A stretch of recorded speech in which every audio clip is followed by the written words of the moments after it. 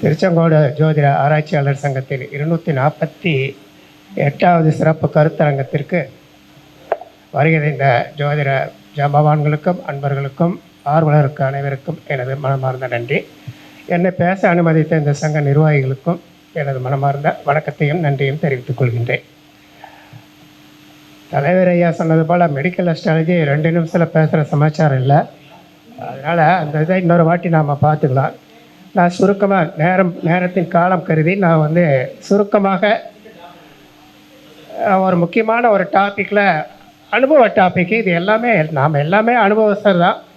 But இதை கொஞ்சம் எனக்கு இது சொல்லணும் போல் தோணுச்சு. அதனால் ஒரு 5 நிமிஷம் மாத்திரம் நான் டைம் எடுத்துகிட்டு சொல்கிறேன். இப்போ திருமண பொருத்தத்தில் நிறைய குளறுபடி பெரிய பெரிய ஜாம்பவான்கள்லாம் அதில் ஃப்ளாப் ஆகிடுறாங்க. அது ஏன் அப்படின்னு பார்க்குறப்ப என்னுடைய குருநாதர் இப்போ இல்லை. அவர் அற்புதமாக எனக்கு அவருடைய கருத்துக்கள்லாம் நான் கிரகிச்சிருக்கேன். ஏன் நிறைய பேர் இந்த 10 ரூபா புத்தகத்தை வாங்கிட்டு நட்சத்திர பொருத்தத்தை மாத்திரம் வச்சுக்கிட்டு இதுதான் ஜோதிட பொருத்தம் பார்க்குற முறை அப்படிங்கிற இல்லை. அப்படியெல்லாம் இல்லை.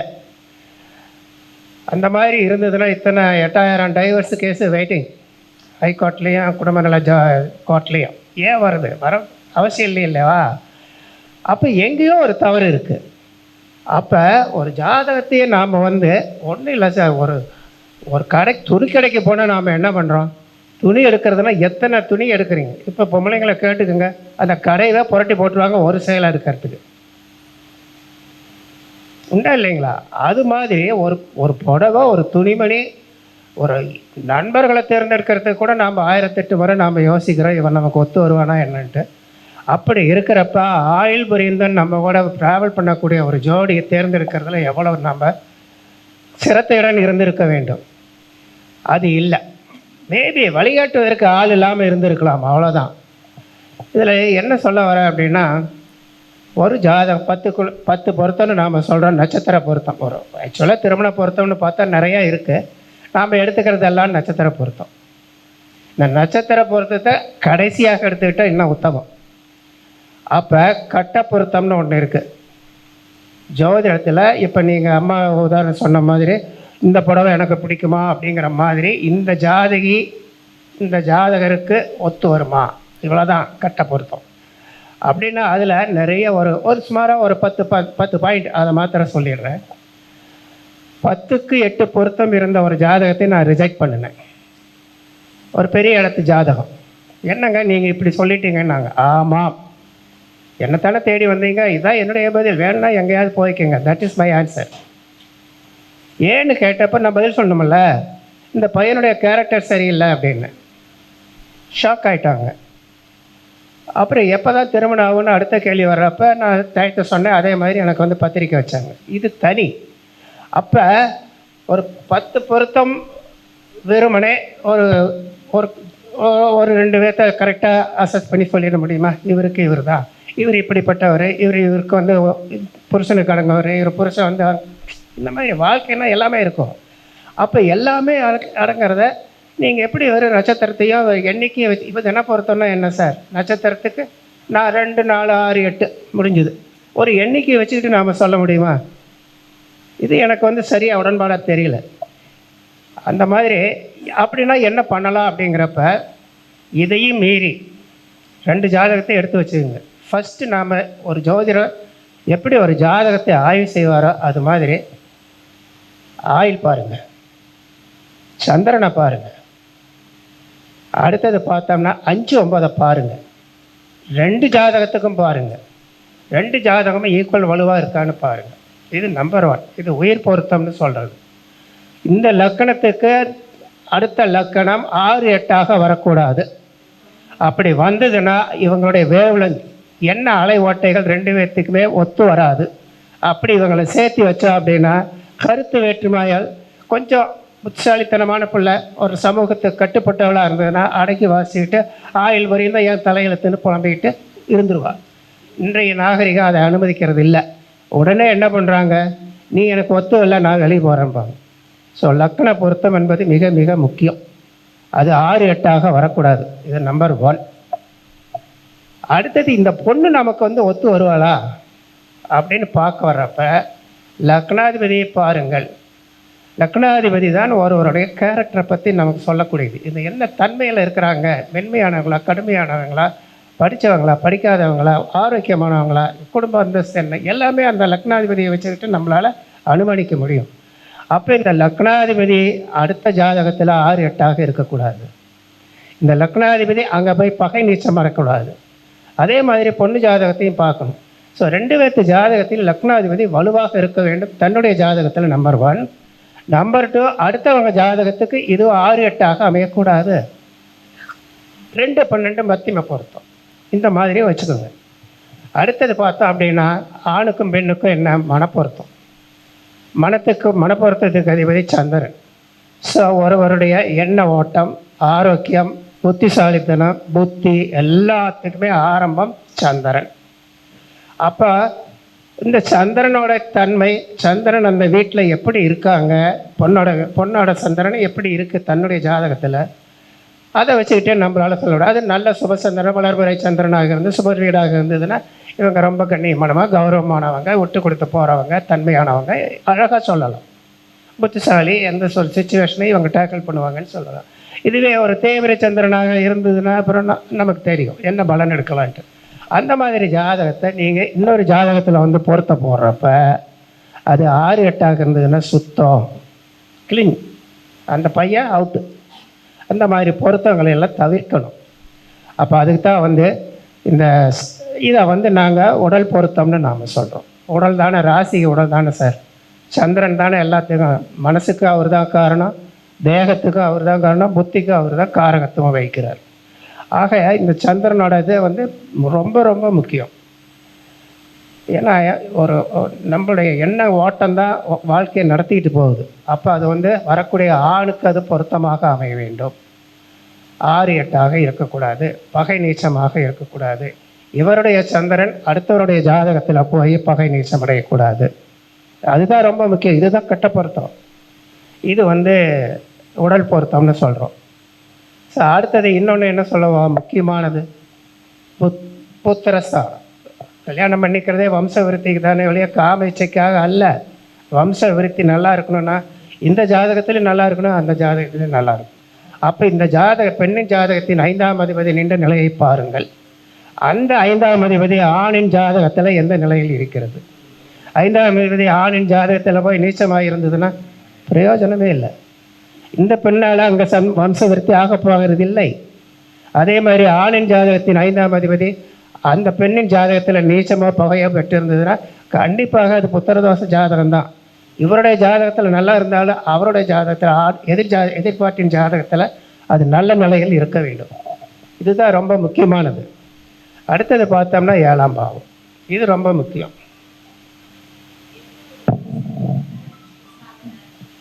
இதுதான் ரொம்ப முக்கியமான இது. 1 7 கூடையவர்கள் 6 8 இருக்கக்கூடாது. இல்லை, இதனுடைய லக்னாதிபதி 7ஆம் பாவம், 7 கூடையவர்.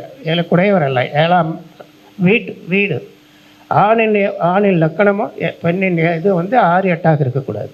அதே மாதிரி பெண்ணின் லக்கணம் ஆணின் லக்கணத்துக்கு 6 8 இருக்கக்கூடாது.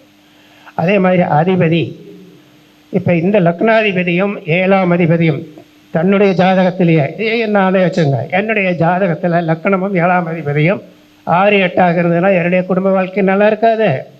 இதை நாம் பார்த்த உடனே சொல்லிடலாம். அதே மாதிரி ஆணின் ஜாதகத்தில் லக்னாதிபதியும் பெண்ணின் ஜாதகத்தில் 7ஆம் அதிபதியும் 6 8 இருக்கக்கூடாது. இதையும் நாம் பார்க்கணும். இந்த மாதிரி பார்த்தா தான் அவங்களுடைய ஒற்றுமை, அவங்களுடைய எண்ண ஓட்டம், குடும்பத்தை அனுசரித்து செல்லக்கூடிய தன்மை, இது எல்லாமே வாழ்க்கையை நிர்ணயம் செய்யக்கூடியது. இது ரொம்ப முக்கியம். அடுத்தது பார்த்தோம் அப்படின்னா முக்கியமான ஒன்று, இந்த 9ஆம் பாவம் பாக்கியாதிபதினு நாம் சொல்லுவோம். 12 கட்டத்துக்குமே பார்க்குறது உத்தமம். மற்றதெல்லாம் வந்து கொஞ்சம் செகண்டரி இம்பார்ட்டன்ஸ்னு விட்டுட்டோம்னா இப்போ சொன்னது எல்லாமே 1 5 7 9 பாக்கியாதிபதி ஒரு பெண்ணின் ஜாதகத்தில் மிக மிக சிறப்பான நிலையில் இருக்க வேண்டும். அது மறையக்கூடாது. 6 8 12 இருக்கக்கூடாது. பகையோ நீச்சமோ பெறாமல் இருந்தால் அந்த ஜாதகி உயர்வடைவாள். அந்த மாதிரி ஜாதகத்தை அருமையான 9ஆம் அதிபதியான ஜாதகம் கிடைச்சதுன்னா பெண்ணின் ஜாதகம் ஆணின் ஜாதகத்தில் கொண்டாந்து எந்த நிலையில் இருக்குதுன்னு பாருங்கள். அப்போ இந்த பெண்ணின் பாக்கியம் அவளுக்கு பாக்கியமாக இருந்தால் மட்டும் போதாது, வரக்கூடிய கணவனுக்கும் அது பாக்கியத்தை கொண்டு செல்ல வேண்டும். அந்த மாதிரி இருக்கிறப்ப ஆணின் ஜாதகத்தில் அது மறையக்கூடாது, 6, 8, 12 மறையக்கூடாது, நீச்சம் பெறக்கூடாது, பகை பெறக்கூடாது. அந்த மாதிரி இருந்ததுன்னா சூப்பர். இந்த பெண் வந்த பிற்பாடு அந்த கணவன் கண்டிப்பாக மிக உயர்ந்த நிலைக்கு வருவான். உயர்ந்த நிலையில் இருக்கக்கூடியவன் மேலும் மேலும் வளர்ச்சி பெறுவான். இது முக்கியமான ஒரு பாயிண்ட்டுங்க. பாக்கியாதிபதி பொருத்தம் அவசியம் தேவை. ரைட்டுங்களா? அடுத்தது பார்த்தோம் அப்படின்னா இந்த தசை பொருத்தம் பார்க்குறோம் இல்லைங்களா? இந்த நடக்கக்கூடிய என்ன தசை நடக்குது அப்படிங்கிறது ரொம்ப முக்கியம். வரக்கூடிய தசை நல்ல தசையாக கெட்ட திசையாக பொதுவாகவே கல்யாணம் பண்ணிக்கிட்டா சந்தோஷத்துக்காக கல்யாணம் பண்ணிக்கிறோம். அடுத்தடுத்து வரக்கூடிய ஒரு 10-20 வருஷமாக ஒரு கஷ்ட தசையாக வருது, 6, 8, 12 கூட தசையாகவே வந்துக்கிட்டு என்ன நாஸ்தி பண்ணுற மாதிரி இருந்ததுன்னா அந்த மாதிரி அவாய்ட் பண்ணிவிடுங்க.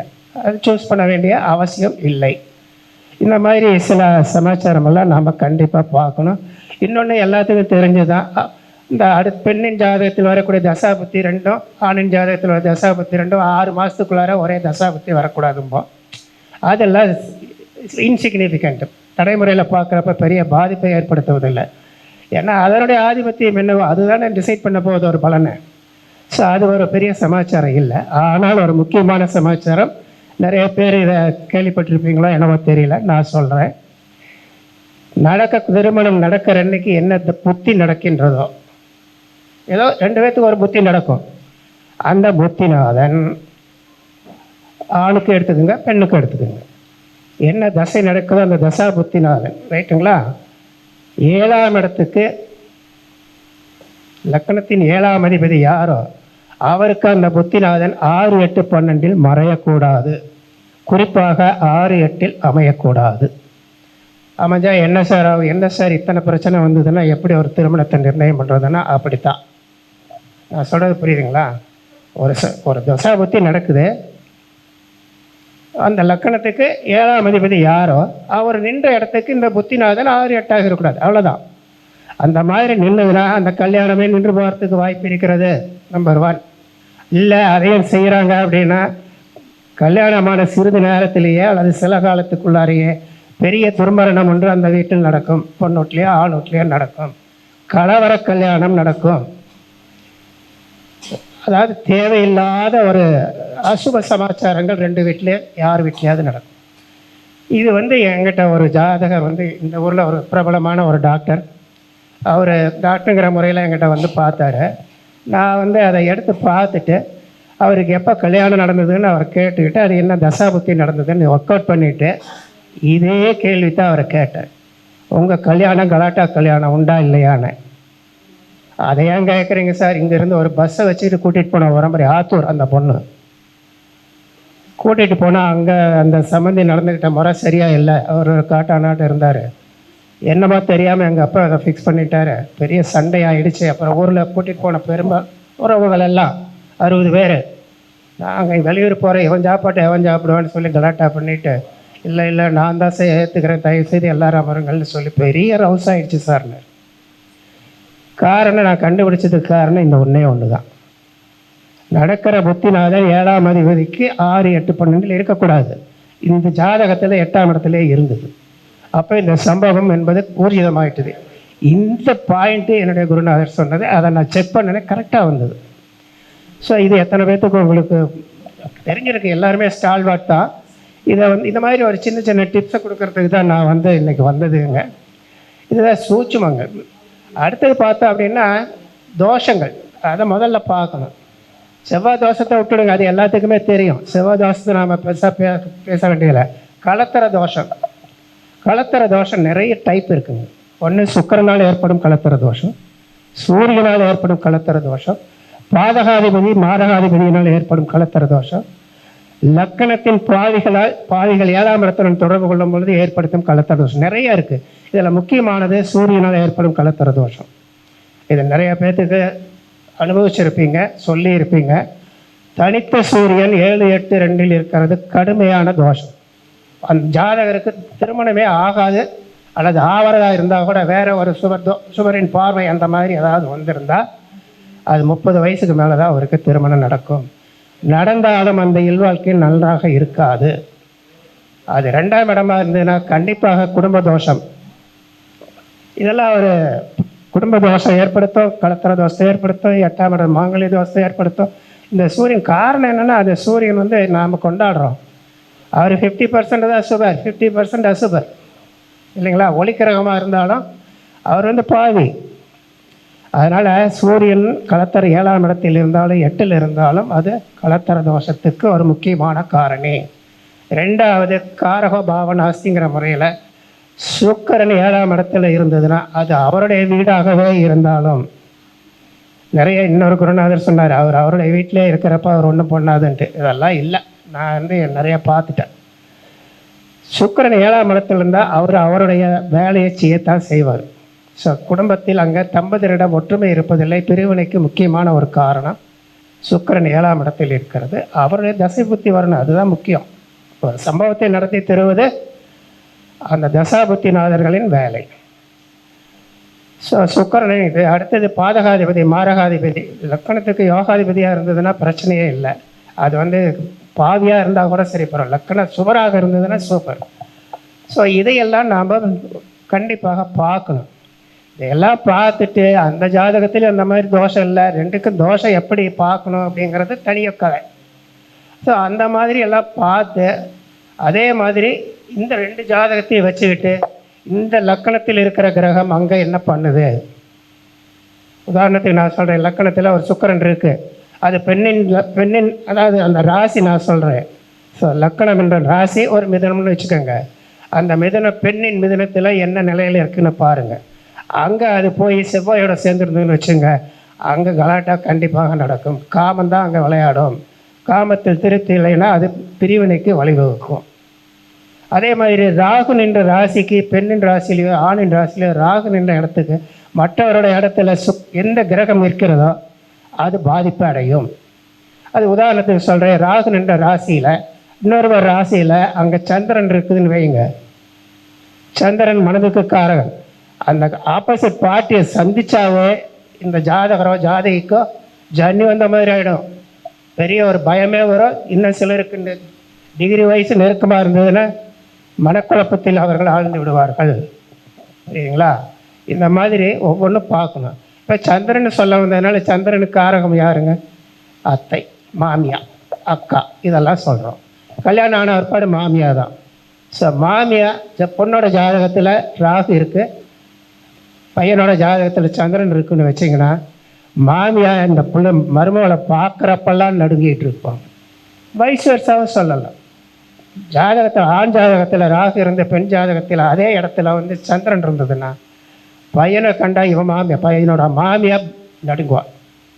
ஸோ இந்த மாதிரி எல்லாம் ஒரு நுணுக்கங்கள்லாம் இருக்குது. இதை வச்சுக்கிட்டு தான் அவங்களுக்கு நாடியில் வந்து சொல்கிறது, ராகுவுடன் சுக்கிரன் சேர்க்கையோ பார்வையோ இந்த மாதிரி எல்லாம் வரக்கூடாதுங்கிறது இதோட இருந்து அப்படியே பிரிஞ்சு வந்த கான்செப்ட் தான். ஸோ இந்த மாதிரி சின்ன சின்ன நுணுக்கங்களை வந்து ஷேர் பண்ணிக்கலான்ட்டு தான் இன்றைக்கி நான் வந்தேன். போதும்னு நினைக்கிறேன். அடுத்த மாதம் பார்க்கலாம், வேறு ஏதாவது ஹெவியான சப்ஜெக்டாக பேசுவோம். வாய்ப்பு கொடுத்த சங்க நிர்வாகிகளுக்கு நன்றி, வணக்கம். சிறப்பான கருத்துக்களை நமக்காக தொகுத்து வழங்கிய கௌரவ தலைவர் ஐயா டாக்டர் ஐயா அவர்களுக்கு இச்சங்கத்தின் மனமார்ந்த நன்றிகளை தெரிவித்துக் கொள்கிறோம். அடுத்தபடியாக ஐயா ஐயா பொன்னாடை கொடுத்தீங்க.